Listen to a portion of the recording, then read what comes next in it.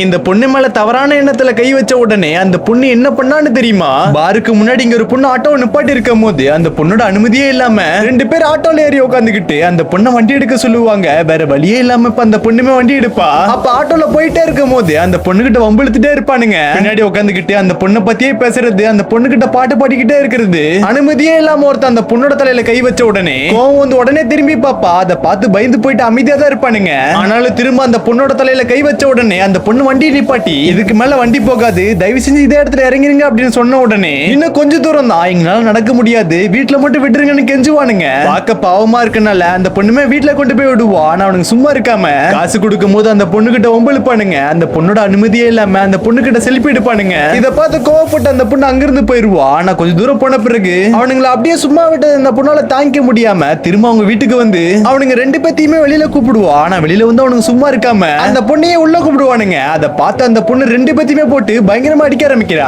அடிச்ச அடியில திரும்ப எதுவுமே பண்ணாம பயந்தே போயிருவானுங்க.